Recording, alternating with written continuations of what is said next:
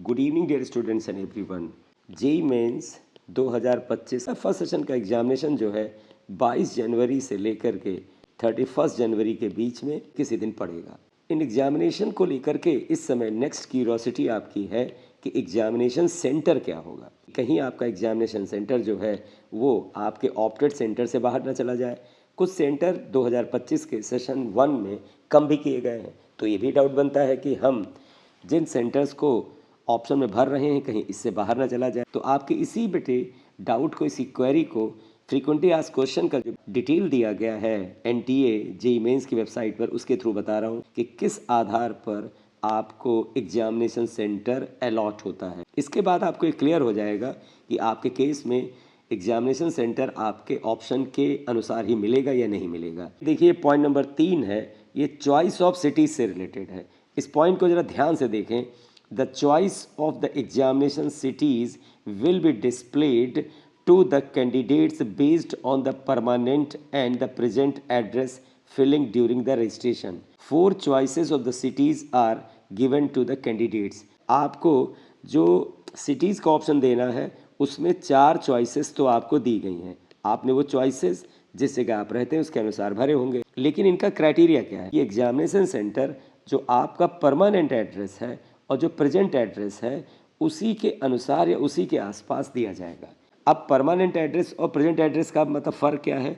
Suppose आप बिहार के किसी ज़िले के निवासी हैं, लेकिन आप तैयारी दिल्ली में कर रहे हैं और दिल्ली में ही रहते हैं, दिल्ली में तैयारी करते हैं और दिल्ली में ही फ़िलहाल रह रहे हैं, तो आपका जो प्रेजेंट एड्रेस हो गया वह दिल्ली का हो गया और आपका परमानेंट एड्रेस जो है बिहार है। तो जब आपने परमानेंट एड्रेस बिहार को अपने फॉर्म में भरा होगा और दिल्ली को भी आपने उसमें भरा होगा, तो इनके रूल के अनुसार ये जो सेंटर है, जो परमानेंट एड्रेस बिहार है वो, या जो आपका प्रेजेंट एड्रेस दिल्ली है उसके अनुसार मिलेगा। तो जो भी आपका स्थायी निवास है उस स्थान पर, या जो आपका प्रेजेंट निवास है जहां से आप तैयारी कर रहे हैं उस स्थान पर जो सेंटर होगा वो आपको अलॉट हो सकता है। साथ ही साथ बेटा आपने जो 4 चॉइसेस दी हैं इनका भी ध्यान रखा जाएगा। लेकिन अगर ये 4 चॉइसेस किसी तरह से ना मिल पाई तो आपके परमानेंट एड्रेस और प्रेजेंट एड्रेस के आधार पर सेंटर अलॉट होगा। फॉरेन सेंटर्स, अगर कुछ स्टूडेंट्स ने फॉरेन से तैयारी कर रखा है या उनको लगता है कि जिस समय एग्जाम होगा वो इंडिया में नहीं फॉरेन में होंगे, तो इसका रूल क्या है? Centres outside the India will only be established in cities where there is reasonably large number of candidates count. अब इंडिया से बाहर हर जगह तो सेंटर नहीं दे दिया जाएगा क्योंकि लिमिटेड स्टूडेंट्स होंगे, तो फॉरेन सेंटर उस जगह पर कॉन्सेंट्रेटेड या फोकस्ड होगा जिस सिटी में ज़्यादा कैंडिडेट्स फॉर्म भरा है। तो अगर आप आउट ऑफ इंडिया सेंटर चाहते हैं, उस कंट्री के जिस सिटी से ज़्यादा स्टूडेंट्स का एनरोलमेंट या रजिस्ट्रेशन हुआ है उस जगह को सेंटर बनाने का चांस ज़्यादा रहता है। इन view of the above, for such candidates appearing from abroad, NTA has decided to provide an option of filling of the choices of cities in any nearby country with an examination centers or any city within India as per their choices.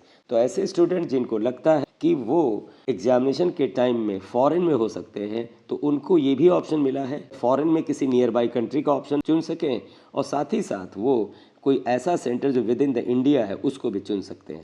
Though every effort will be made to allot a centers in one of the cities selected by the candidate, the NTA reserves the right to allot a center in a city other than the candidate's choices.